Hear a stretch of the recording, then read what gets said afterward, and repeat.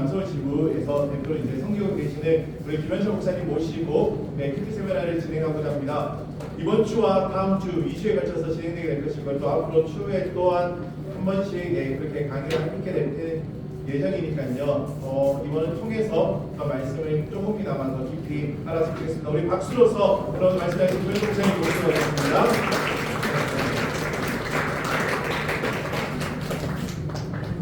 반갑습니다. 여러분 소개를 하겠습니다.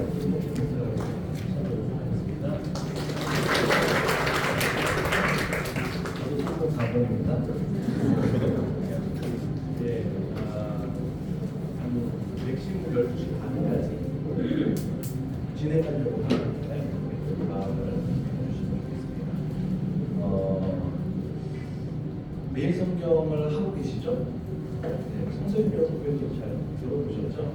그리고 바로 앞에 있는 거 아닙니까? 네, 성원교회 맞은편에 저희 본부가 있습니다.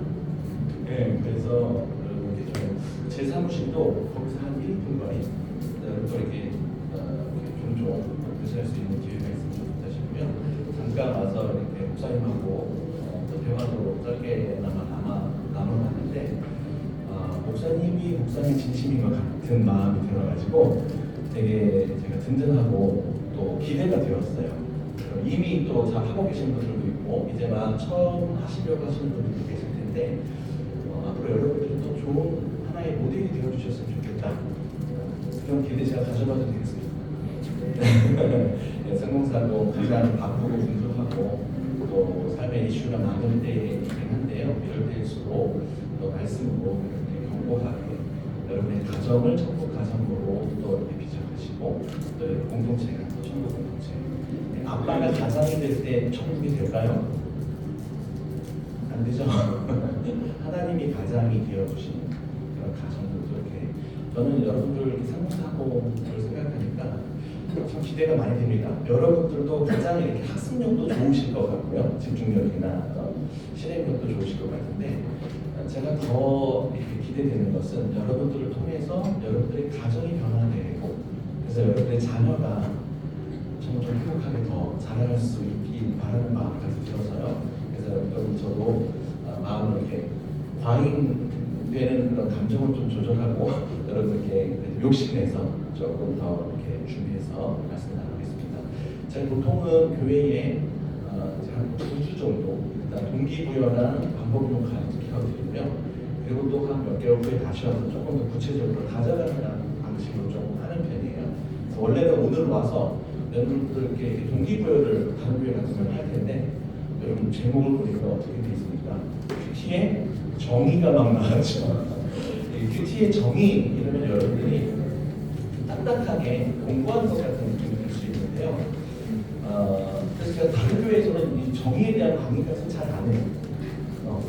그냥 저희가 원래는 그 큐티 커리큘럼이 2시간 반씩 2주, 4주, 10주 이렇게 있습니다. 그러니까 사실은 저희가 소개하고 가르쳐드리고 싶은 것들은 많지만 그래도 또 교회의 형편과 또 가성비 뭐 이런 걸 생각하면서 보통은 안 하는데 이제 목사님과 대화하다가 여러분들이 기본적으로 좀 동기부여는 어느 정도 되어 있는 느낌을 받았어요. 여러분께서 좀 큐티 하고 계시죠? 지금 큐티 일주일에 하루 이상 한번 하고 있다고 들어볼까요? 거의 대부분이거든요. 아닌가요? 네, 죄송합니다. 동기부여를 해야 되나?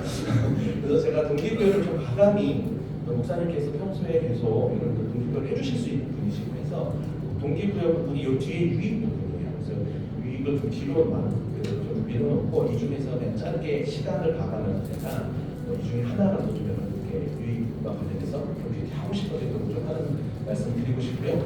여러분들이 큐티 잘하고 싶죠? 이제 하는 게 아니라 그런 마음 좀 있지 않나요? 네. 근데 저는 큐티를 잘하려면 일단은 꾸준히 하는 게 되게 중요한 것 같고요. 그 다음에 다음 주에 말씀드리겠지만 나눔 모임이 있어야지 상향 평준화가 일어납니다.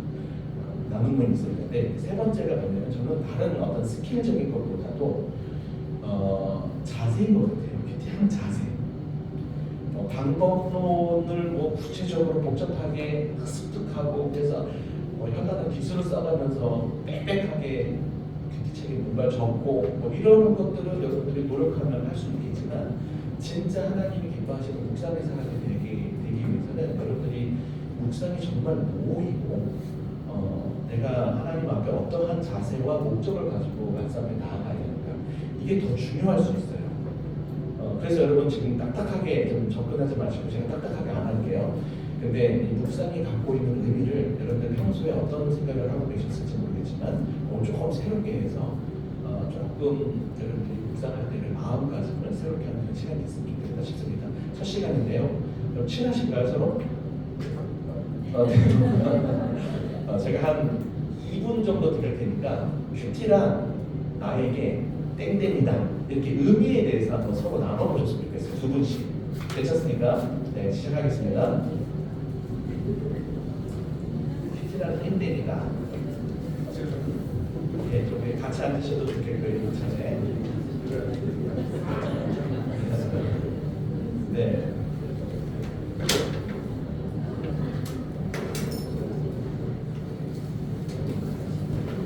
좋습니다. 아주 좋습니다. 혼자 계신 분들도 이렇게 잘 매칭을 해주시면 좋거든요.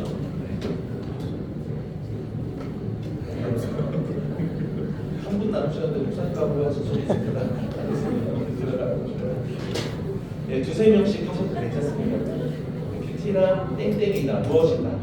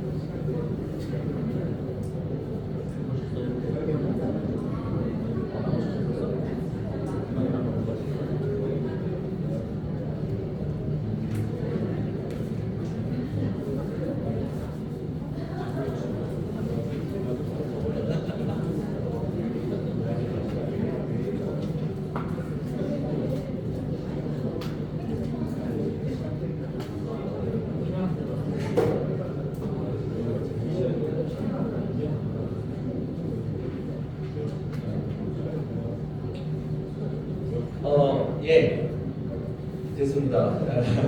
좋습니다. 이렇게 또 분위기가 좋습니다. 청년들이신가요? 네. 셋이? 청년들만 잠깐 우리 좀 발표 좀 해볼게요. 마이크 없어도 그냥 크게 해도 되고요. 나와도 돼요. 네. 우리 저기 노란 선생님, 큐티란 나에게 영의 양식이다. 좋습니다. 의미는 말씀 안 해도 여러분 딱 오죠, 감이. 그러면은 밥은 몇 번 먹어요? 영양식 일주일 하루에 3번 먹어요? 큐티 3번이요? 네, 그렇죠. 좋습니다. 어찌됐든 옆에 사람이 습관이다. 습관은 영성이다라는 책도 있는데 너무 귀합니다. 나의 삶의 리듬으로 잡힌 것 같아요. 또 하나님과 대화하는 시간이다. 좋습니다. 대화가 잘 돼요? 안 돼요? 다른 분들도 어떤 거 좀 쓰셨어요? 좀 자기가 나눴던 옆 사람의 내용을 얘기해 줘도 괜찮습니다. 좀 마음에 와닿았다. 숙제다? 네. 큐티한 숙제다. 저렇게 의미를 갖고 있으면 이제 큐티한 데 태도가 영향을 미치겠죠. 제가 왜 그런 얘기를 하냐면요. 그 매너, 이게 제가 영어가 사실 약해서 정확할지 모르겠지만 매너가 사람을 만든다고 그러잖아요. 근데 이 사람은 이제 묵상하는 사람을 만들 때도 매너가 만들어요. 매너가 태도잖아요. 태도이기도 하고 방법이라는 뜻도 있더라고요. 네, 저는 독일어를 전공한 사람입니다. 그래서 영어가 잘 모르겠어요. 근데 이 태도와 방법을 결정하는 게 저는 미닝인 것 같아요. 미닝, 네, 의미. 큐티를 어떻게 생각하는가가 큐티하는 나의 태도와 자세에 영향을 미치고, 또 하나는 큐티하는 방식에도 영향을 미쳐요. 네. 숙제하는 사람은 누군지 모르겠지만 한 몇 분 할까요? 큐티할 때 빨리 해줘야 돼. 그래서 제가 이렇게 약간 웃기려고 하는 거 여러분 상처받지 마세요. 네. 그런 식으로 또 대화하는 분들은 또 하나님과 이렇게 기도를 많이 원래는 하면 좋아요. 큐티할 때. 네. 그래서 좀 대화하는 그런 생기겠고 사람들마다 큐티에 대해서 이렇게 생각하는 것이 좀 다른 것 같습니다. 그래서 제가 이제 우리가 성경에서 말하는 큐티, 의미, 묵상 이 부분을 여러분들 조금 알면 여러분들이 그동안 해왔던 방식이 다 저는 존중해요. 그런데 혹시 나에게 좀 부족한 부분은 무엇일까? 이렇게 보완해 간다 생각하면서 오리엔테이션 하는 시간이라고 생각하시면 좋을 것 같아요. 너무 굳어지지 않도록 한쪽 방향으로. 무슨 말인지 아시겠죠? 네, 한번 보겠습니다. 여러분 그 사전적 의미는 여러분이 그냥 생각하시는 느낌 그대로일 겁니다. 말 없이 조용히 생각하는 거. 좀 생각, 말 없이 조용히 뭐 이런 느낌인 것 같아요. 그렇죠? 그래서 quiet time이라고 그러잖아요. 조용한 시간. 네. 뭐 그런 느낌이 있습니다. 그런데 묵상하다라는 단어, 성경에서 나오는 단어가 두 가지가 많이 사용이 되는데 한번 따라해 볼까요? 하가, 시야흐. 이 두 가지 단어 개념을 제가 잠깐 좀 설명해 드려볼게요. 하가라는 단어는 작은 소리로 읊조리다라는 단어가 그 의미가 있어요. 여러분 지금 성경 책이 개역 개정인가요? 네. 네, 그렇죠. 개역 개정을 빼고는 대부분의 다른 번역 성경에서는 여러분 시편 1편 1절 2절 복 있는 사람은 여호와의 율법을 즐거워하여 그의 율법을 주야로 묵상한다라고 되어 있잖아요. 우리 개역 개정에는 다른 번역본 보시면 읊조리나이다 이렇게 돼 있어요. 느낌 좀 다르죠. 묵상하다, 읊조리다. 다시 말하면 여러분들 유대인들한테 당신 묵상하셨습니까? 뭐 이렇게 얘기하면 그들은 우리 같은 이런 생각을 안 할 거예요. 그들은 묵상하다, 하가 하셨습니까? 묵상하셨습니까? 그러면 그들한테 있어서의 묵상은 읊조리는 거예요. 비둘기가 구구구구구구 이렇게 읊조리듯이. 그러니까 읊조린다는 것 자체가 어떤 뜻이 있어요? 어떤 뉘앙스, 이미지? 이게 좀 역동적이죠. 네, 소리가 나잖아요. 조용하지 않잖아요. 그리고 이제 뭐 비슷한데 곱씹는 반복의 의미도 있어요. 그러니까 예전에 우리 조선시대 조선시대까지 안 가더라도 우리 어르신들이 그 서당에서 이렇게 당을 천다지 할 때도 계속 이렇게 몸도 흔들고 하면서 온몸으로 막 이렇게 그냥 내면화시켜버리는 그런 느낌하고 좀 비슷할 수 있습니다. 네. 중얼거리다, 끙끙대다, 으르렁거리다. 사자가 먹이를 빼앗기지 않기 위해서 다 으르렁거려요. 굉장히 참여적이에요. 내가 이거 어떻게든 간직하려고, 사탄한테 안 뺏기려고. 이런 거. 성경의 원어에 있어서의 의미가 좀 이렇다. 조금 우리가 사전적으로 생각했던 거랑 조금 다른 느낌을 가지실 겁니다. 그 다음에 이제 여러분 시야흐라는 이 개념 자체가 좀 우리랑 비슷해요. 우리가 생각하는 깊이 생각하다. 그렇지만 이게 딱 이 문법적으로 딱 나눠져서 쓰여지지는 않습니다. 이게 교호적으로 사용되기는 하는데 주로 하가 그러면은 이런 읊조리. 자, 그러면 여호수아 1장 8절도 여러분 유명한 구절이죠. 이 율법처럼 내 입에서 떠나지 말게 하여 주여로 그것을 묵상하다. 이것도 하가예요. 네. 그래서 여러분 묵상을 잘하려면 혹은 이제 묵상을 제대로 살아내려면 읊조림이 필요한 겁니다. 왜 읊조려야 될까? 한번 고민해 보세요. 미리 좀 말씀드리면 우리가 너무 아침에 하고 땡 하고 말 때가 많아요. 큐티 했냐 안 했냐 이런 식으로 우리가 좀 접근하는데 묵상을 삶으로 연결하기 위해서 기억을 해야 돼요. 무슨 말씀인지 아시겠죠? 단순히 했냐 안 했냐가 아니라 계속 그 말씀을 기억하면서 읊조리는 거죠. 그런 좀 의미를 좀 생각해 보셨으면 좋겠습니다. 공통점과 차이점 어떤 걸까요? 깊이 생각하는 거가 좀 공통점이 되겠고 차이점은 우리가 생각하는 그냥 그 사전적인 의미는 그냥 뭔가 감회적이고 좀 정적인 데 비해서 성경에서 말하는 묵상하다라는 개념은 어떤 의미가 좀 더 차이가 있어요? 정적이지 않죠. 동적이에요. 역동적이고 일회적이지 않아요. 지속적이고 반복적이고 그러니까 이런 개념 자체만 여러분 다시 생각해봐도 여러분들이 묵상에 대한 그 어떤 자세나 태도들을 있을 것 같아요. 제가 이제 백석신학대학원에 계속 동아리 지도하려고 가는데 지금 지지난 학교가 예수님 안 믿는 사람이 저희 동아리 묵상 동아리에 참여했어요. 그래서 어떻게 오셨나요? 명상인 줄 알고 왔다 그래서는 그러니까 명상하고 좀 비슷한 면도 있어요. 명상은 좀 비우는 거라고 본다면 묵상은 비우고 나서 채워야 돼요. 뭘로 채워야 돼요? 하나님 말씀으로 채운다. 좀 이런 개념들을 가지면 좋을 것 같습니다. 좀 딱딱해요, 재밌어요. 괜찮습니다. 좋습니다. 네, 그러면 지금 이제 이 의미에서 방법이 또 결정이 될 수 있어요. 3040에게 좀 필요한 큐티 방식일 수 있겠는데요. 너무 제가 성적인 차별을 하지 않겠습니다. 많이 바쁘셔서 일이 바쁘셔가지고 아침에 좀 틈이 안 나고 여유가 없으신 분들 하가 묵상법을 추천해드리고 싶은데요. 이게 뭐냐면 쉬워요. 아침에 일어나면 여러분 보통 뭐부터 하죠? 씻죠. 네. 씻기 전에 하나님 말씀 앞에 나아오셔서 하나님 제가 오늘 한 말씀 붙들고 살겠습니다. 저한테 한 말씀 주셨으면 좋겠습니다. 기도하고 그냥 한 번, 두 번 정도 읽다가 어떤 말씀 한 구절이 걸리는 거예요.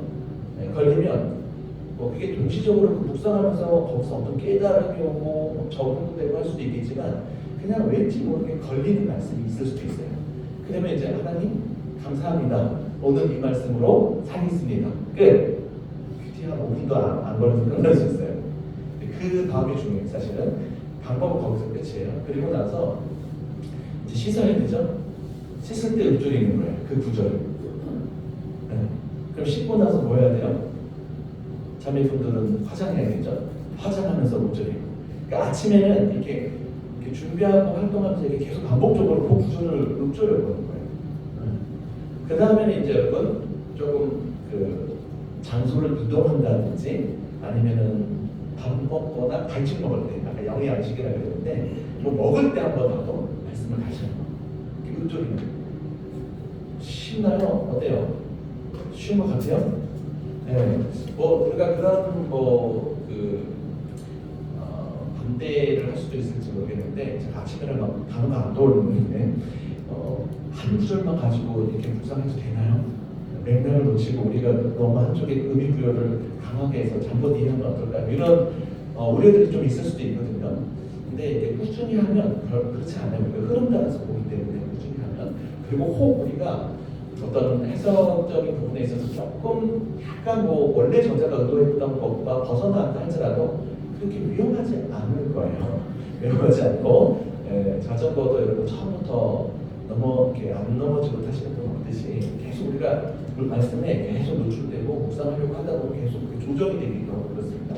그래서 너무 두려워하지 마시고 만약에 내가 너무 바쁘고 아침에 분주하고 그러신 분들은 우리가 사실 모든 말씀을 다 몰라서 문제가 아니거든요. 아는 한 말씀이라도 그걸 내 것으로 만들고 그 말씀으로 살지 못해서의 문제가 더 커요. 사실 우리들은. 그렇죠?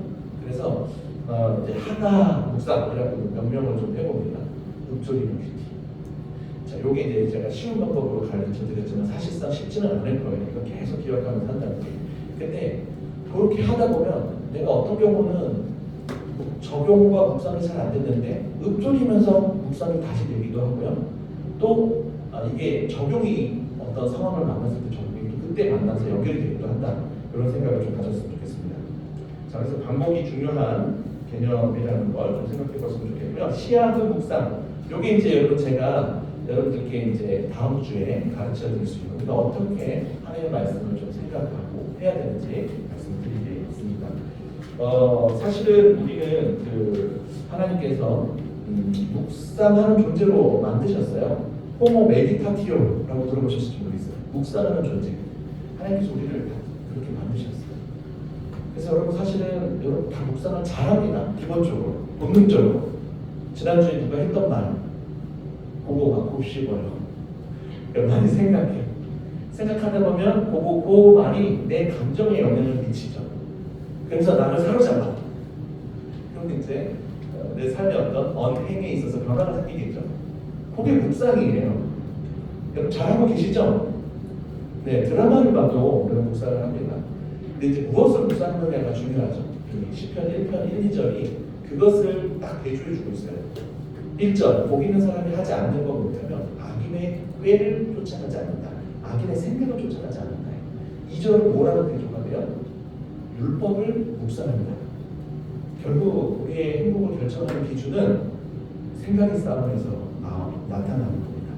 여러분 아침에 일어나서 뭘 제일 먼저 생각하셨어요? 네.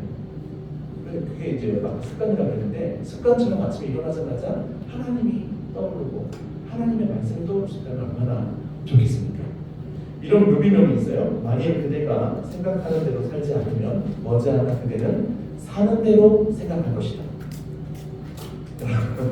여러분 생각하며 사시나요? 아니면 사는 대로 생각하시나요? 별것 아닌 것 같은데 우리의 작은 일상이 모여서 일생이 되는 겁니다. 그렇죠? 네, 이거 좀 뜨끈해요. 생각하는 대로 살지 않으면 그냥 자기가 사는 대로 그걸 전감하면서 살게 돼요. 너무 짧은 인생이니까 아까워요. 하루하루 좀 충족되게 사셔야죠. 하나님 생각하면서 하나님 뜻이 무엇인지 하나님께 나한테 오늘 기대하시는 바가 무엇인지 그런 부분들을 좀 생각하는 대로 살면 좋겠습니다. 저는 큐티가 너무 콰이어트 타임이라는 게 조금 아쉬워요. 그걸 만들 때는 하나님을 만나려면 조용한 시간과 장소가 필요합니다. 콰이어트 타임이라고 했겠지만 저는 퀘스천 타임 혹은 퀘스트 타임 질문하는 시간으로서 좀 가졌으면 좋겠어요. 생각하는 시간. 그렇게 좀 생각하셨으면 좋겠습니다. 퀵타임도 하면 안 돼요. 네, 그렇게 좀 생각하시면 좋겠습니다. 자, 그러면 지금 이제 묵상하다라는 그 원어 자체를 우리가 좀 살펴봤는데요. 성경 저자들이 이 묵상과 관련되어서 좀 다르게 표현한 용례한 몇 가지를 여러분들과 조금 나누면서 우리의 묵상이 좀 이렇게 이런 부분들을 좀 더 생각해봤으면 좋겠다 나누고 싶습니다. 첫 번째는요, 말씀을 마음에 두는 것으로 설명해요. 한번 같이 읽어볼까요? 시편 119편 11절 시작. 내가 주께 범죄하지 아니하려 하여 주의 말씀을 내 마음에 두었나이다. 마음에 둔다, 이게 묵상하는 개념이에요. 말씀을 여러분 우리가 보통 머리로 스쳐서 이렇게 흘려버리는 데가 많아요. 마음에 들어야 돼요. 여러분 두다라는 단어가 어떤 의미가 있겠습니까? 잃어버리지 않고 간직하는 의미가 있어요. 이 말은 잃어버릴 수 있다라는 것을 전제하죠. 여러분 말씀을 꼭 품고 그렇게 살아가나요? 주일에 들었던 말씀, 큐티했던 말씀, 이게 내 마음속에 잃어버리지 않고 잘 간직하고 영어로 하면 킵하는 게 되게 중요하죠. 그 다음에 저장하다라는 어떤 의미도 있어요. 저장하다. 여러분 그러니까 우리가 1일 1적용 이게 안 될 수 있어요. 무슨 말씀인지 아시겠죠? 어떤 경우들은 좀 밋밋하게 지나갈 수 있어요. 그런데 말씀이 내 안에 저장이 될 때 이후에 어떤 말씀이 적용될 상황을 만났을 때 이 말씀이 떠올라서 그 말씀으로 적용할 수가 있어요. 다시 말하면 우리가 화살을 겨녀서 이렇게 활을 쏴야 돼요. 관역이 좀 생길 수가 있단 말이죠. 우리가 쏴야 될 때. 그때 말씀의 화살이 필요한데 우리 안에 저장된 말씀이 없으면 이게 떠올라서 적실하게 관역을 맞추기가 어렵다는 거예요. 무슨 말씀인지 아시겠죠? 그래서 너무 1일 1적용에 대한 강박과 그런 걸 조금 내려두시고 계속 말씀 내 안에 저장해 둔다. 말씀의 화살을 내가 저장해 둔다. 이런 마음으로 좀 가지셨으면 좋겠습니다. 그 다음에 또 생각해봐야 될 게 있어요. 주께 범죄하지 아니하려 하여 말씀을 마음에 두었다고 했어요. 묵상할 때 좀 이렇게 한 A는 B다라는 거잖아요. 어떻게 보면 A는 B다. 이런 어떤 문장을 가지고 여러분 묵상할 때 다양하게 이 A와 B의 관계를 꼬아가면서 생각해 보시면 관련 지식이 확장됩니다. 그렇죠? 여러분 주께 범죄하지 아니하려 하여 말씀을 마음에 두었다. 그럼 이걸 어떤 식으로 조금 생각해 볼 수 있어요? 주의 말씀을 마음에 두면 범죄하지 않는다까지 좀 잘 자신이 없으면 범죄하지 않는 가능성이 높아진다고 이렇게 좀 여지를 둬버리죠. 그러니까 이런 식으로 A와 B와의 관계를 좀 볼 수가 있어요. 그러면 만약에 이렇게도 볼 수 있겠죠. 죽게 범죄하면 어떻게 될까요? 묵상이 잘 안 된다. 그러니까 죄와 묵상의 관계를 제가 여기서 왜 여러분들 생각해 보기를 바라냐면, 여러분들이 이 묵상 자체가 목적이 되어서는 안 된다. 사실은 묵상은 하나님과의 관계가 목적이고요. 그 관계를 위한 수단이라는 것을 사실 좀 기억하셨으면 좋겠어요. 그러니까 여러분들이 죄를 은밀히 즐기면서 하나님과의 교제를 즐거워할 수 없어요. 우리 관계적인 존재이기 때문에. 무슨 말씀인지 아시겠죠? 그러니까 만약에 여러분들이 하나님과의 관계에 문제가 생겼다, 뭐 그럴수록 더 힘써서 묵상하면서 풀어가야 되겠지만, 어떤 경우에는 제가 극단적으로 표현을 하면 큐티할 시간마저도 좀 내려놓으면서 기도원 들어가서 하나님과의 관계 회복하는 게 더 중요하십니다.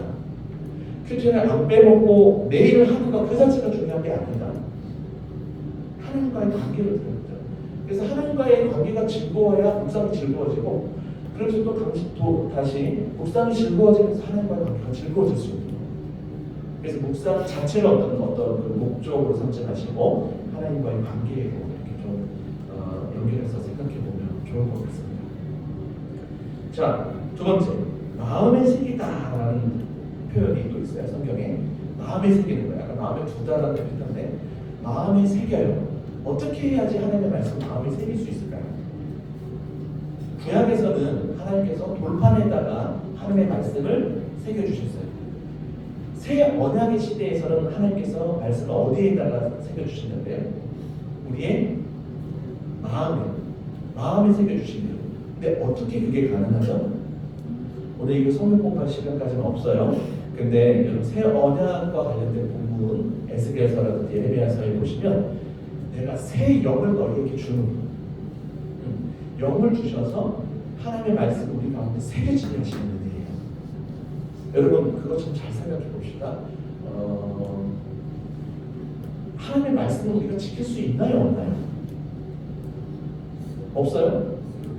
뭐 이해하기에 따라서 묵상을 왜 해요? 하나님 말씀대로 살고자 하는 거 아니에요? 근데 많은 사람들이 그 불가능하다고 미리 전제해 주는 사람들도 있어요. 난 어차피 안 해. 그러니까 큐티하면 하나님한테 잔소리만 듣는 것 같고 나는 변하지가 않으니 그리고 괴로워하는 아주 소수의 사람도 있어요. 혹은 또 이게 여러 가지 아무튼 삶을 강조하면 복음에서 멀어지는 것 같아 이러면서 또 아무튼 큐티 안 하는 핑계들이 되게 많아요. 근데 여러분 이 부분은 굉장히 우리가 복음에 대한 좀 더 온전한 이해가 필요하고 그런데요. 새 언약의 시대, 다시 말해서 신약 시대를 살아가는 우리에게는요, 성령님을 선물로 주셨기 때문에, 여러분 성령장이 어디에 있냐면 로마서 8장에 있어요. 그러니까 나중에 집에 가셔서 로마서 8장 1절부터 4절까지 한번 보시면 좋겠는데, 로마서 8장 4절에 보시면 그 아들의 영을 따라 행하는 우리에게 율법의 요구를 이루게 하십니다. 그러니까 1절에서는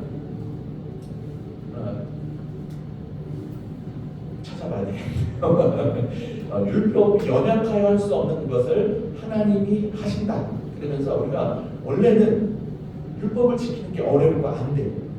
율법에 의존하면 율법이 안 지켜져요. 그게 로마서 7장의 바울의 고백이에요. 나 공부한다. 누가 나를 이 상황에 오면서 나는 이 율법을 원하는데 안 된다. 그러면서 갑자기 감사하리로다 하면서 8장으로 넘어가는 거예요. 율법이 연약하여 할 수 없는 것을 하나님이 하신다 그러면서 갑자기 찬송해요. 왜요?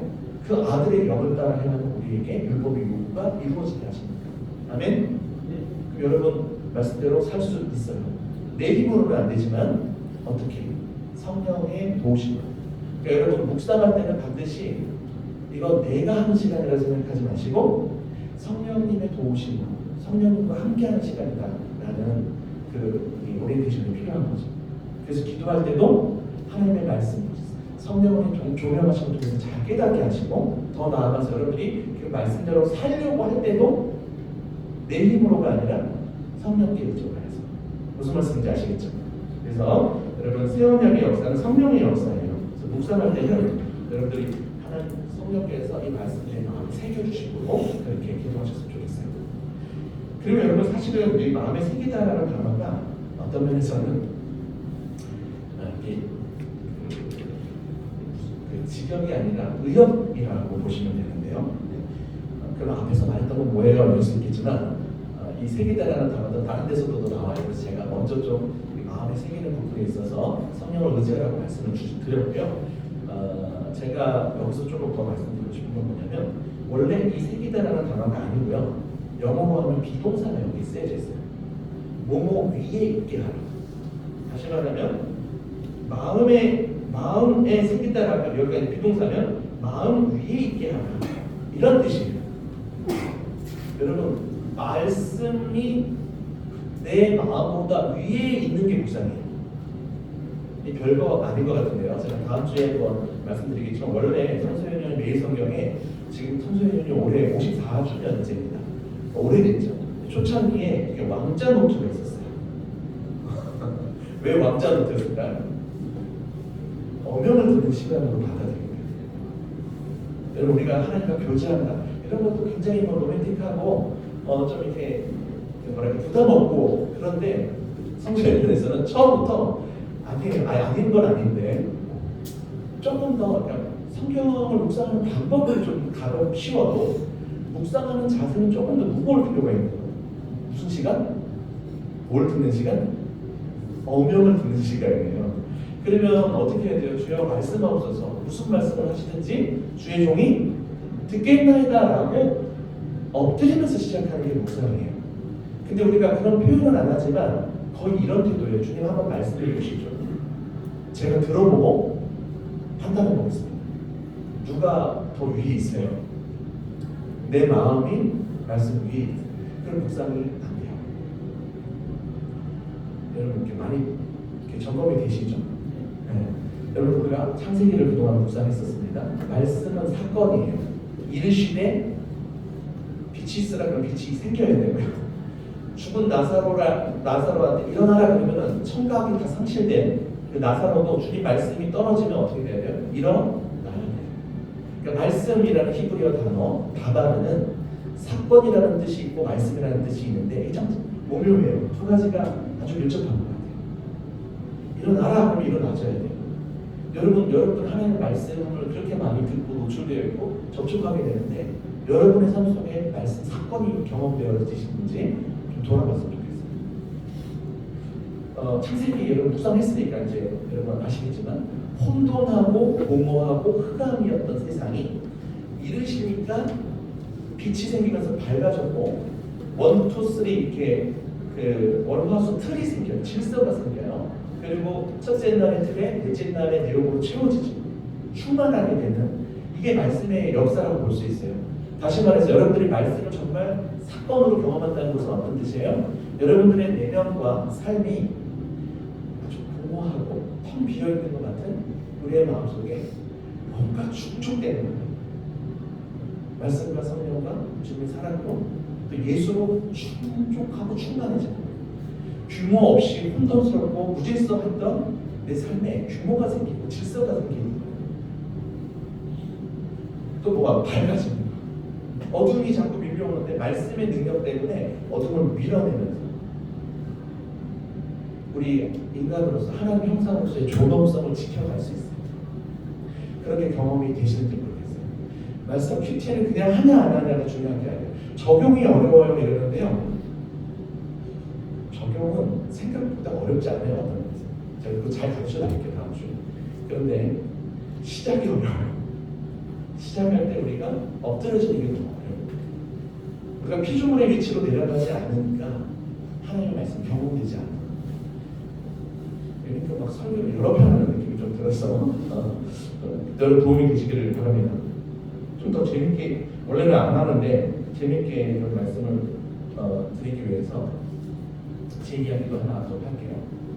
제가 신유를 경험했어요. 여러분 좋아하셔서 신유 강직성 척추염이라고 국가 희귀성 칠대난치병에서 혹시 요즘에 계실지 모르겠는데 안 고쳐지는 병이에요. 몸이 다 굳어가지고 머리부터 발끝까지 이렇게 뼈가 다 붙는 거예요. 연골이 없어지고. 그러니까 주로 이렇게 있어요. 치료가 안 되니까 주변에 외상적으로 삼각형을 이렇게 잘라내야지 그 뭡니까 신호등을 볼 수 있도록 이렇게 볼 수 있는 거고 약 약으로 이렇게 중지시키는 거죠. 뭔가 더 활성화가 안 되고. 근데 이게 내성이 생기면 이제 주사로 넘어가야 되고, 주사는 한 대당 10만 원.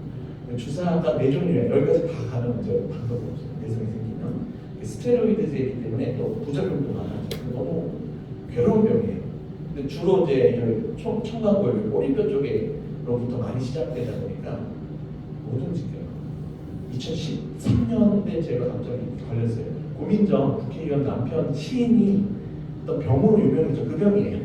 어느 날 만났더니 갑자기 못 버려지던데, 그 다음에 만났는데 휠체어를 타고 오고, 그 다음 만났더니 병상에 누워버려요.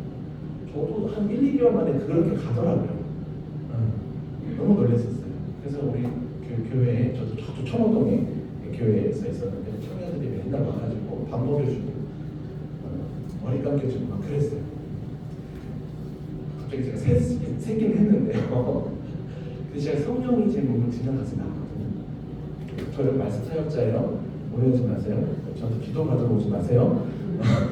그런데 저는 제가 몸을 경험한 거니까 제가 부정할 필요도 없고, 저는 오히려 증거하고 싶어요.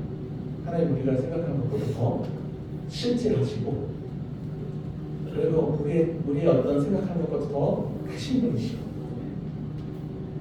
지금 이게 지금 별거 아닌 것처럼 보여도 이게 그럴 수도 있어요. 목사님 죄송해요. 이런 얘기 좀 미리 양해를 구하고 했었어야 됐을 텐데, 약을 병행해서 먹다가 안 먹은 지 10년 됐거든요. 아예 약을 안 먹고. 그리고 교통사고가 나고 MRI 끊으면서 저도 강지성 척추 있었다고 했는데 작은 병원 가서 오진하는 거 아니냐. 저기 강동 정의대병원하고 여의도 성모병원, 여의도가 아니라 강남의 성모병원 거기서 치료받았다고 막 놀래고 이랬던 기억이 있어요. 자, 이 얘기를 약간 좀 졸지 말라고 한번 살짝. 재밌네요. 재밌나요? 재밌죠? 전 재미없어요. 근데 그 성령의 역사는 두 가지로 나타납니다. 첫 번째는 초월적 역사이나 기적적인 거죠. 두 번째는 뭐냐면 인격적 차원의 역사가 있어요. 인격적 차원은 뭐예요? 우리 지정의를 바꿔내는 역사예요. 여러분들 어떻게 더 큰 역사가 돼요? 얼핏 느낌으로는 초월적인 역사가 뭔가 특별한 경험인 것 같고, 그렇죠. 사실 이스라엘 백성도 기적을 많이 경험했지만 그들의 백성의 삶은 그대로였어요. 이런 특별한 경험하고 싶으세요? 아프시는데요. 그러니까 지금 제가 얘기하려고 하는 게 아니라, 근데 제가 생각해볼수록 인격적 차원의 역사가 더 커요. 왜냐하면 죄와 허물로 완전 죽었던 우리를 살리신 거예요. 저는 불치병 걸렸죠. 고쳐주셨지만 다시 또 죽을 수밖에 없어요. 근데 완전히 죽었던 우리를 살리셔서 영원히 살게 하시는 그 구원의 역사가 우리 인격 가운데 임하는 거예요. 그래서 하나님을 모르고 진리를 모르고 복음을 모르는 우리의 생각을, 이거를 우리를 설득시켜 주세요. 그럼 이게 얼마나 큰 기적인지 모르시죠? 전도해 보시면 알 거예요. 되게 똑똑한 사람들이 하나님 말씀 안 들어가요. 이해가 안 되는 거예요. 뭔가 이해가 되는데 이게 안 받아들여져요. 이게 얼마나 기적인지 여러분, 이걸 내가 어떻게 어떤 모태신앙의 어떤 이런 여러 상황을 통해서 복음 진리가 깨달아진다는 게 얼마나 놀라운 일인지. 완전 죽어있던 우리, 그리고 우리의 감정이 바뀌어요. 하나님을 더 사랑하고 싶고, 하나님의 사랑이 느껴지고, 또 회개하고 싶은 마음도 들고, 말씀대로 살고 싶은 마음이 어떻게 생기냐면, 더 이제 그거죠. 말씀대로 살 수 있는 힘이 또 어떻게 생기냐고요. 아직 여러분들이 거듭나서 아직 애기 같을 수 있어요. 그래서 근육을 써야지 해주고 좀 더 강해지고 자라가는 것처럼, 여러분은 완전히 새롭게 태어난 사람들임을 믿으시기 바랍니다. 이게 얼마나 귀한 것인지. 저는 인격적 차원의 역사가 훨씬 더 크고 위대하다고 생각해요. 그리고 진리의 영이시기 때문에 하나님께서는, 성령님께서는 진리 가운데 역사하셔요. 그래서 여러분 전도할 때도 성령에 많이 의존하면서 성령의 역사들을 많이 경험할 수 있는데, 말씀을 나눌 때 생각보다 여러분, 하나님께서 막 깨닫게 하시고 서로의 삶을 통하여서 도전하시면 성령을 더 많이 경험할 수 있는, 여러분 성령 막 충만해지고 싶지 않아요? 성령으로 살고 싶고 그러지 않습니까? 뭐 해야 돼요? 그분이 잘 일하실 수 있는 이 밭이요, 말씀이에요. 묵상하시는. 그러니까 두 가지 방향성이 있어요. 묵상할 때 성령님을 의지하셔야 되고요. 또 하나, 성령으로 충만한 삶을 살기 위해서라도 묵상하시는 거예요. 예, 여러분 제가 굉장히 절제하면서 짧게 얘기한 겁니다.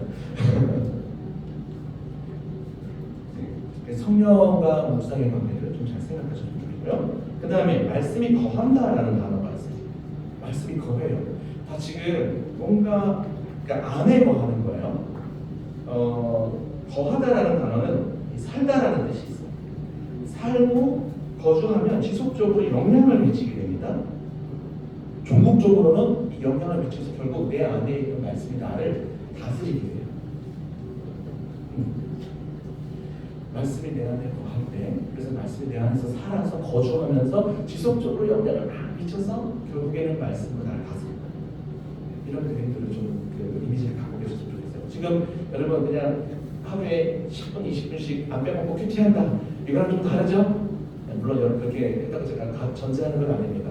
근데 조금 더 이게 말씀에 살아있는 운동성과 역사성을 여러분 실제를 경험하면서 묵상하는 삶을 즐겁게 살아갈 수 있기를 바라는 마음으로 말씀드립니다. 여러분 참 재밌는 게 있어요. 너희가 내 안에 거하고 내가 너희 안에 거하면 이라고 제가 잘 안 보이나요? 괜찮아요? 일로 가서 하면 네. 너희가 내 안에 거하고 내가 너희 안에 거하면 해야지 조금 더 네 안에 나 있다 사랑 고백하듯이 사무 거주하는 그런 표현이 될 텐데 주님이 어떻게 말씀하세요? 내가 너희 안에 거하고 아니 너희가 내 안에 거하고 내 뭐가 안 보이세요? 그 강연에도 있죠. 강연에는 없습니까? 네. 내 말이 너희 안에 거하면 이게 참 재밌는 표현 같아요.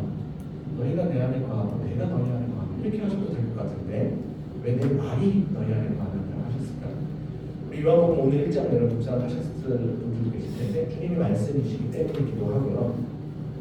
그리고 실질적으로 여러분 하나님과 나와의 관계 그 바로미터는 말씀에 있는 것 같아요. 여러분들이 지금 이렇게 신앙생활 열심히 하고 헌신도 열심히 하고 뭐 헌금도 열심히 하고 여러 가지 직분도 받고 이런 것들도 참 귀합니다. 근데 어떤 면에서는 그게 여러분들을 속일 수가 있어요. 내가 교회에서 봉사를 열심히 하면 하나님과 가까워져 있다고 착각할 수가 있다는 거예요. 제 얘기부터 할게요. 저는 목사가 제일 위험해요. 하나님의 일을 하나님 없이 할 수 있거든요. 이게 무슨 말인지 이해가 묵상 강의하느라고 바빠서 묵상을 못할 때도 있어요. 이해가 되세요? 오히려 근데 거기에 실제 하나님과 나와의 관계는 좀 유보한 채 그냥 하나님 일을 하는 거예요. 근데 여러분과 하나님과의 관계, 내가 얼마나 하나님과 가까운가, 내가 얼마나 하나님을 사랑하는가, 내가 얼마나 하나님을 무겁게 여기는가, 경외하는가, 어디에서 드러날까요? 말씀에 대한 태도에서 드러나요. 여러분들이 말씀을 얼마나 가까이 하는가, 여러분들이 말씀을 얼마나 사랑하는가, 말씀을 얼마나 무겁게 여기는가가 여러분들의 그 하나님과의 관계를 가장 근사치에 맞게 표현할 것 같아요.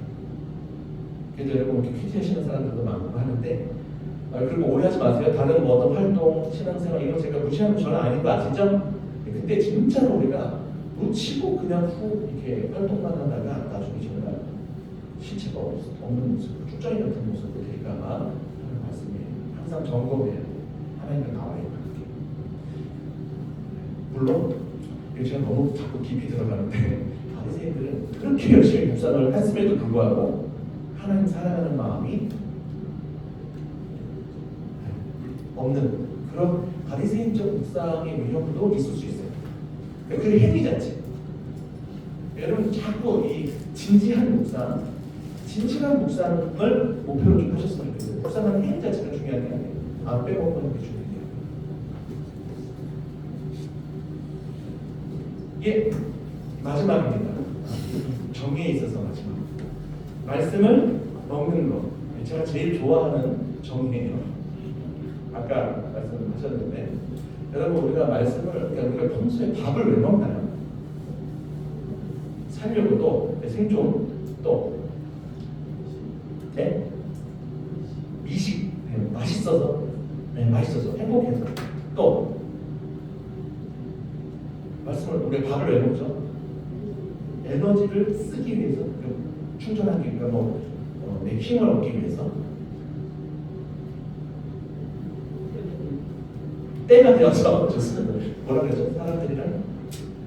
사람들이랑 교제하기 위해서 너 이거 박수 쳐줘야 되는 거 아니에요? 내 생각은 다 박수 쳐야 되지만 사람들과 교제하기 위해서 또 배고프니까 또 회복하기 위해서 또 잘하기 위해서 여러 가지가 있잖아요. 사실 말씀이 그거예요. 하나님께서 우리에게 주신 이 영의 양식이 우리를 생존하게 하고 자라가게 하시고 회복하시고 온전하게 눈을 밝히시고 지혜롭게 하시기까지 해요. 여러분 어떤 음식 먹어야 똑똑해져요? 호두? 넌 경상도 얼마 먹어야 IQ 얼마나 올라갈까요? 근데 하나님의 말씀은 정말 우리를 IQ로 환산할 수 없는 지혜를 주고 온전하게 해주시는 그런 말씀이라고 좀 생각해 보셨으면 좋겠습니다. 지금 여러 가지 얘기를 했는데 결론은 이겁니다. 말씀의 내면화 그리고 실제화 이거를 조금 이렇게 머릿속에 두셨으면 좋겠어요. 목사님한테 12단 뭐 실제화해도 되고 어휘로 해도 다 의미가 있는 것 같아요. 말씀이 그냥 머릿속으로 이해되고 끝나는 묵상이 되지 않게 해야 돼요. 내면화가 돼야죠. 우리 마음에 담겨야 돼요. 새겨져야 돼요. 살아야 돼요. 먹어야 돼요. 그렇죠? 네, 그래서 여러분 말씀을 먹는 시간을 잘 가졌으면 좋겠어요. 그리고 이제 하고 싶은 말이 뭐냐면 사실 제가 제일 좋아하는 게 이 먹는 거다라는 단어인데 이런 그 광고 보셨나요? You are what you eat. 당신은 누구냐? 당신 정체성 당신 누구냐라고 했을 때 다른 것을 잊지 않고 당신이 먹은 게 당신이야. 끔찍합니다. 너무 좀 아파요. 배에 힘을 좀 줘야 될 것 같은데 우리 그 패스트푸드 음식을 먹은 사람은 이런 사람이에요. 건강식을 먹은 사람은 이런 사람이야. 그렇죠? 태가 나게 돼요. 건강의 모습도 막 드러나고 매력. 근데 말씀을 먹은 사람도 태가 나게 됐어요. 말씀을 먹은 사람도 태가 나고 영적인 건강이 매력이 생기게 되는 거예요. 서로 한번 돌아볼까요? 어떻게 잘 영양식 잘 먹는 것 같나요? 어떤가요? 네. 지금도 충분히도 좋지만 계속적으로 말씀을 잘 먹으시면서 건강이 매력이 있었으면 좋겠네요. 저는 어때 보여요? 건강해 보여요? 전적으로 감사합니다. 한 번만 얘기해 주셨는데 잘 모르겠어요. 근데 제가 살아가는 삶의 어떤 그 환경이나 제 삶의 위하면 감사하게 버티고 이렇게 사는 그런 시간 나누는 시간을 가집니다. 자, 여러분 우리가 밥을 먹으면요 꼭 씹어 먹으면서 그 음식이 우리의 온 몸에 영양분을 공급하잖아요. 말씀을 먹어도 같은 일이 일어나요. 말씀이 우리의 온 영역에 에너지를 공급해요. 어떤 에너지냐? 말씀대로 살 에너지를 공급해줘요. 여러분 말씀대로 산다는 거 쉽지 않습니다. 아시잖아요. 네. 우리 여호수아서 말씀 보시면 지극히 마음을 강하게 하고 담대히 하여 싸우라 이렇게 안 하고요. 이 율법을 지켜라 그래요. 말씀 지키는 건 굉장한 용기가 필요해요. 하나님을 모르는 하나님과 역행하는 이 세상 속에서 말씀대로 사는 거는 담대히 하여야만 할 수 있어요. 견고하고 강해져야만 하나님 의지해야만 할 수 있는 거예요. 근데 말씀대로 산다? 쉽지 않아요. 이해하면 살 수 있을 것 같죠? 아닙니다. 먹어야 살아갈 수 있어요. 더 나아가서요. 말씀을 먹잖아요. 그러면 우리가 말씀대로 살아갈 힘을 얻을 뿐 아니라 우리의 존재 자체가 말씀이 되는 열매가 있게 되어요. 우리가 예수 그리스도의 살과 피를 먹고 마시잖아요. 그럼 어떤 일이 발생하죠? 주님과 연합하여서 주님이 내 안에 사시게 되는 거잖아요. 말씀도 먹잖아요. 그러면 단지 그 말씀으로 궁극적으로 힘을 얻고 살아가는 것을 넘어서서 궁극적으로는 우리 자신이 말씀이 된다는 거예요. 그래서 하나님을 잘 모르고 하나님의 뜻을 모르는 사람들이 우리를 통해서 혹은 우리 가정과 우리 공동체를 통해서 하나님이 어떤 분이시고 그분의 뜻이 무엇인지를 우리 통해서 볼 수 있게 되는, 여러분은 통역가, 번역가, 뭐라고 해야 될지 모르겠습니다. 그런 사람들입니다. 저는 제일 좋아하는 정의가 먹는 거예요. 저는 개인적으로. 네, 이게 참 제일 좋은 것 같아요. 여러분들에게는 큐티가 또 묵상이 어떤 것인지 한번 아까 생각했던 것도 있었잖아요. 서로 나눴던 거 있잖아요. 그리고 이 시간 여러분 들었던 걸 가지고 제가 한 1분 정도 시간을 줄 테니까 그 밑에다가 여러분 카피 하셔도 됩니다. 좀 마음에 와닿던 거 중심으로 성경 묵상이라 무엇 하는 것이다 라고 조금 더 서술해서 한번 적어보세요. 그리고 나중에 또 여러분 나눠 보시면 좋을 것 같아요. 한 1분 정도 드릴게요.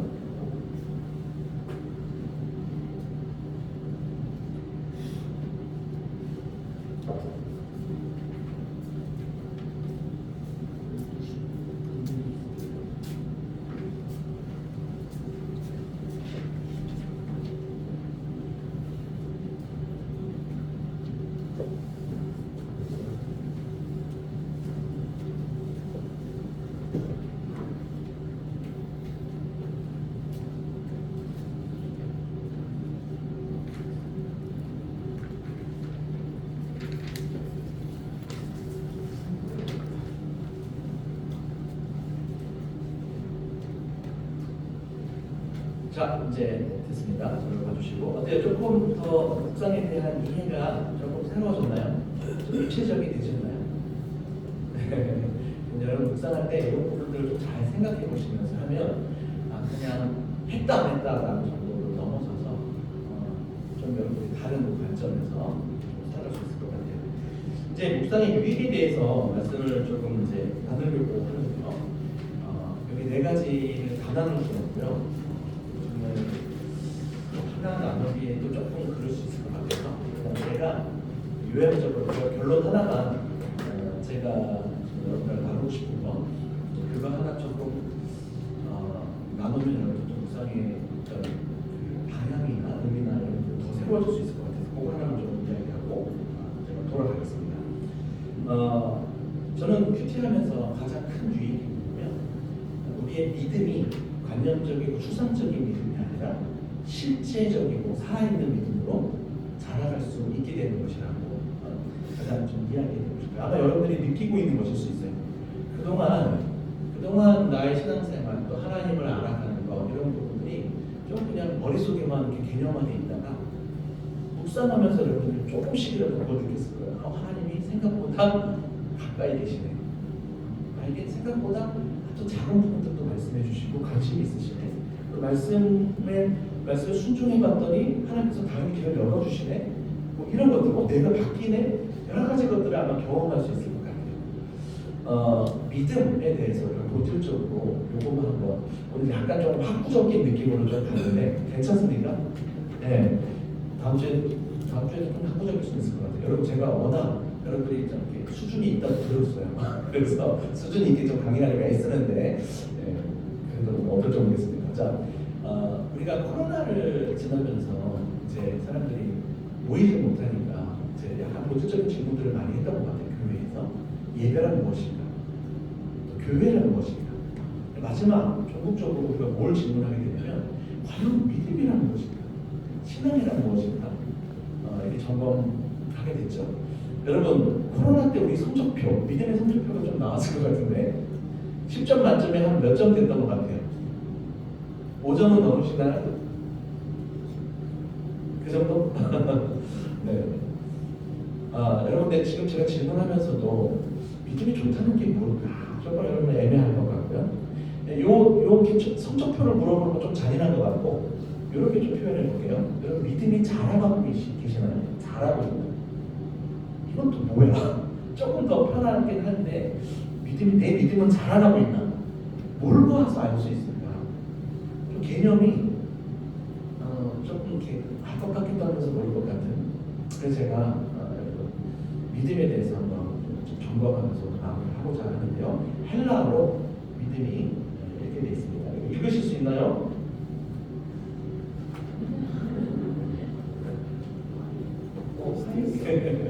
따라합시다. 피스티스. 피스티스. 이게 이제 믿음으로 번역되는 헬라어 단어예요. 이 단어를 조금 한번 주목해 봤으면 좋겠습니다. 성경에 믿음으로 번역되는 이 단어가 사실 용례가 세 가지가 있어요. 첫 번째 용례는 뭐냐면 지적인 동의나 확신이에요. 두 번째는 신뢰를 뜻하기도 해요. 우리가 어떤 인격적인 대상을 믿는다는 데는 신뢰. 그럼 세 번째는 신실함이라는 뜻이 있어요. 신실함. 여러분들이 그냥 믿음하면 어떤 게 더 많이 떠오르는 것 같아요? 보통 1, 2번이 조금 많이 떠오르지 않을까 싶어요. 그럼 3번을 떠오를 수도 있겠죠. 그런데 여러분 참 재밌는 사실은 이 피스티스가 형용사로 쓰여지는 피스토스라고 하거든요. 피스토스는 제가 알기로는 거의 100%예요. 우리 신약 성경에서. 피스토스는 뭘로 번역이 되냐면 신실함으로 번역이 돼요. 그럼 여러분 형용사가 신실함이면 명사형은 뭘로 번역되는 게 더 좀 자연스러워요. 신실함으로 번역되어야 더 자연스러울 것 같은데, 근데 이런 단어의 문유도 있기 때문에 신실함으로만 한정해서 할 수가 없는 거예요. 그러니까 이제 믿음이라고 번역할 수밖에 없죠. 그런데 문제는 저희가 믿음을 생각할 때는 신실함이라는 개념이 잘 안 들어가 있는 게 좀 아쉬운 거죠.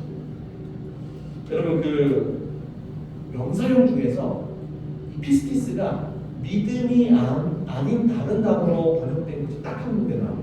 갈라디아서 5장에 보시면 성령의 9가지 열매, 거기 피스티스가 있어요. 맞춰보세요. 사랑, 희락, 화평, 오래 참음, 자비, 양선, 충성, 온유. 오, 귀합니다. 네. 이 9가지 중에서 뭐가 피스티스일 것 같아요? 오래 참음, 사랑, 희락, 화평, 오래 참음, 자비, 양선, 충성, 온유, 절제. 충성 누가 하셨어요? 오, 감사합니다. 제가 나중에 한번 다음 주 올 때 한번 선물 좀 챙겨 볼게요. 네. 충성이 피스티스예요. 어떤 느낌이 좀 오시나요? 자, 그러면 이제 이렇게 제가 말씀드릴 수 있겠죠. 신실함. 여기 부부들이 많이 앉아 계시는데 남편이 신실하다. 그럼 누구한테 신실한 거예요? 아내에게 신실한 거죠. 그러니까 관계가 전체가 돼 있어요. 그리고 아내에게 신실한 사람은 바람 펴요, 안 펴요? 안 피죠. 신실한 삶을 살게 돼 있어요.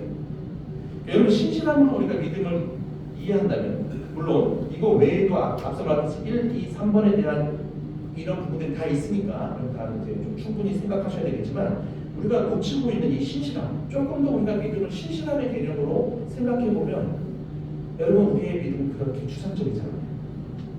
내 믿음이 어느 정도이고 내 믿음이 정말 자라가고 있는지 뭘 통해서 알 수 있어요? 이 관계와 삶 따라해볼까요? 관계와 삶. 이 관계와 삶을 통해서 우리가 점검해 볼 수가 있어요. 다시 말해서 하나님과의 관계가 내가 자라가고 있는지를 볼 수 있겠죠.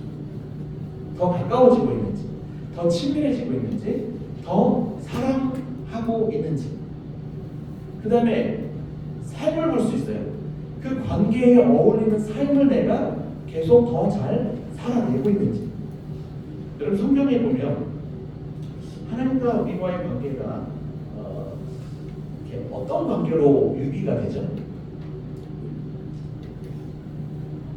아버지와 아들, 또 신랑 신부, 약간 가족으로 좀 묶어볼게요, 카테고리를. 또 포도나무가지, 또 포도나무가지, 목자와 양. 좋습니다. 목자와 양. 또 여기서도 자꾸 빠지네요. 가장 많이 비유되는 관계는 왕과 백성의 관계예요. 하나님이 왕이셔요. 아멘. 네, 왕과 백성의 관계. 뭐 이 외에도 더 있을 수 있겠지만 이것들 보세요. 내가 하나님과 이런 관계에서 자라가고 있는가? 이 관계에 어울리는 삶을 살아가고 있는가? 첫 번째, 이건 뭐예요? 관계죠. 하나님과 같이 하나님만 사랑하는 것, 그분 향한 사랑, 교제, 그리고 이 정말 실제적인 사랑은 시간을 같이 보내게 돼 있어요. 시간적인 헌신이 필요하죠. 그분과 시간을 보내는 거지. 그게 우리 가운데 자라가고 있는 거야. 그 관계가 밀도가. 두 번째, 목자와 양. 어떤 우리가 양으로서는 어떤 신실한 삶을 살아갈 수 있어요?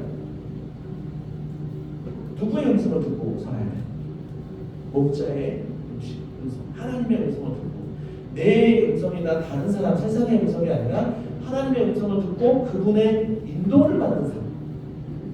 이거 좀 약할 수 있어요, 여러분. 사람에 따라 다를 수 있겠지만 신앙생활하면서 이런 부분들을 잘 점검해 본다는 것 자체가 좀 신선할 수 있어요. 나는 지금 하나님의 인도를 잘 받고 사는 거야. 인도를 받으려고 애쓰면서 살아가고 있는가? 잘 분별하면서 살아가고 있는가?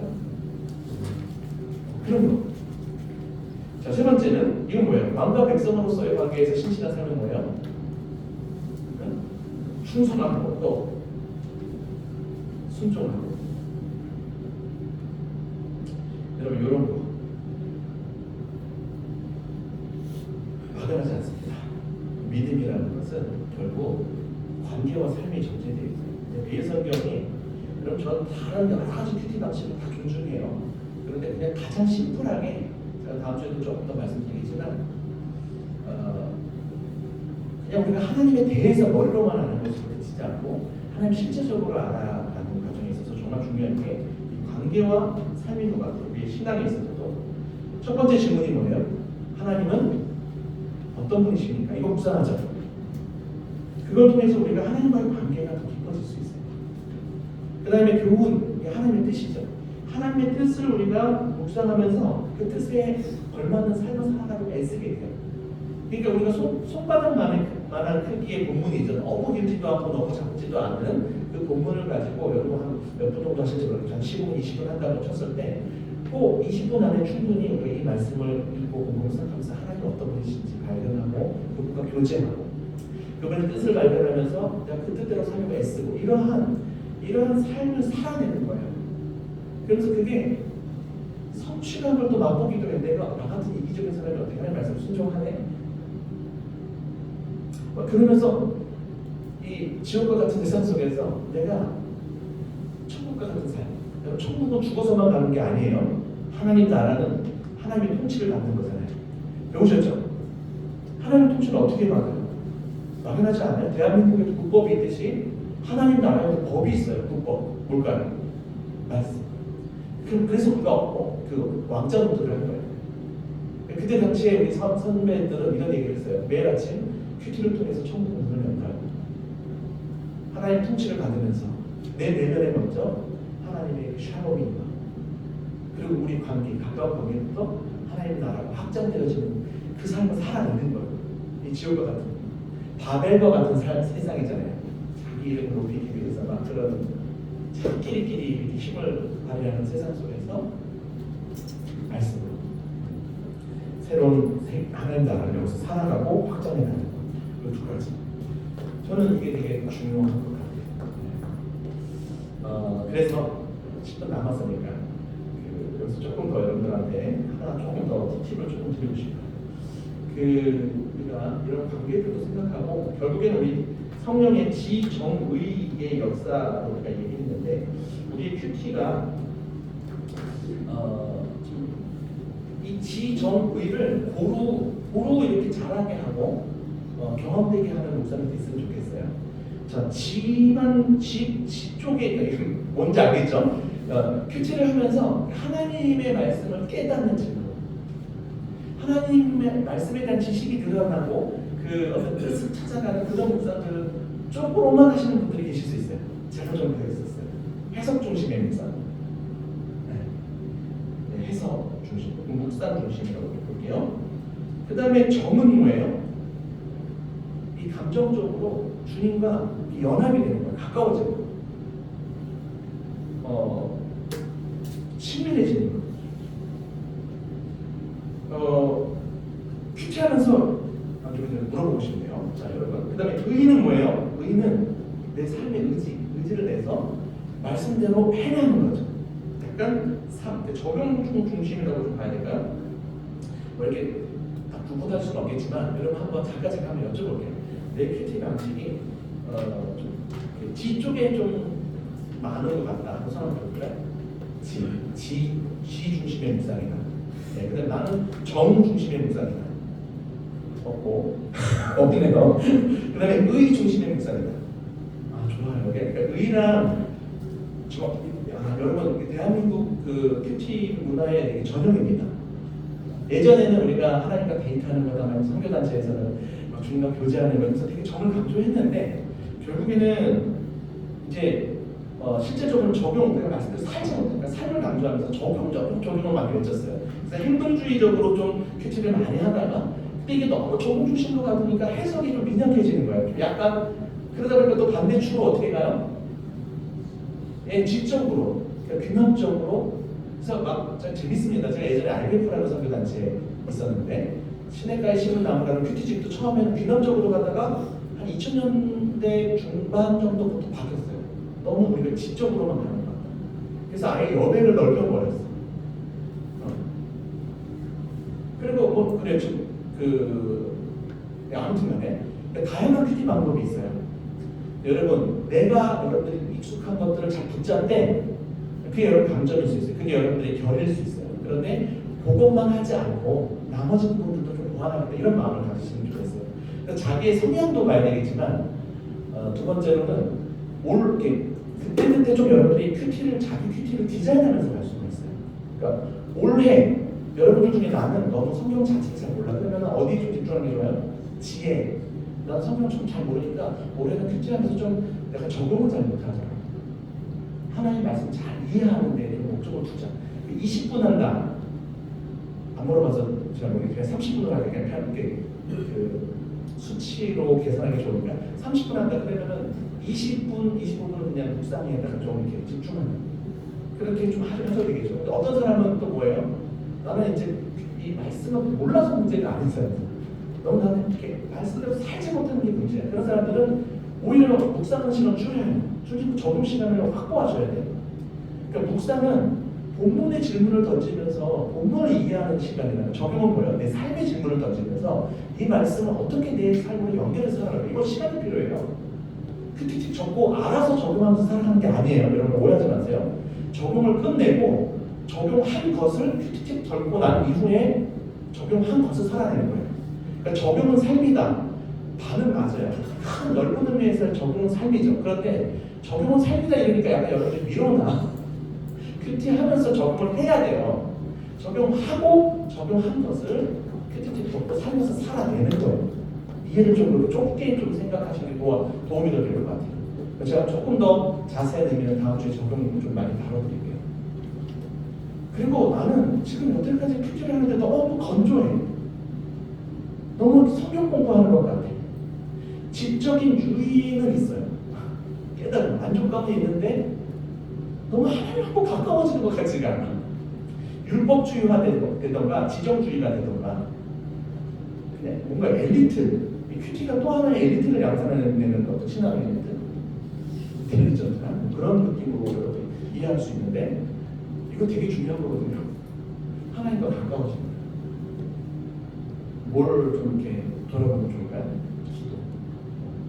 여러분 기도를 좀 비중을 디자인하는 거예요. 내가 어차피 여러분 큐티하고도 기도 따로 하시는지 모르겠지만 그렇지 않다면 큐티하는 시간을 확보해서 거기서 나름 좀 줄여도 기도하는 시간 좀 늘려간다든지 여러분 좀 기도로 시작하고 마치나요?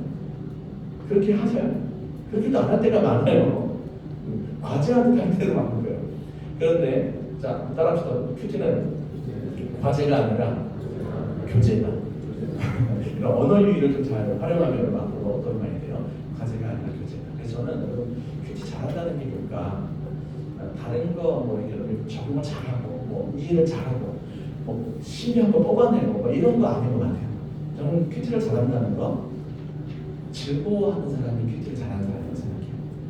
보겠는 사람.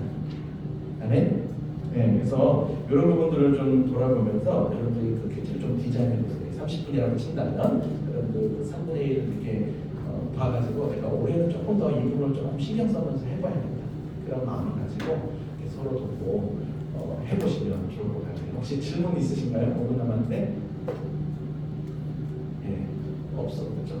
근데 길었어요. 좀 도움이 되셨어요? 네, 잘 경청해 주셔서 감사합니다. 다음 주에는 그 방법론에 대해서 같이 나누도록 하겠습니다. 이상으로 마치겠습니다. 감사합니다.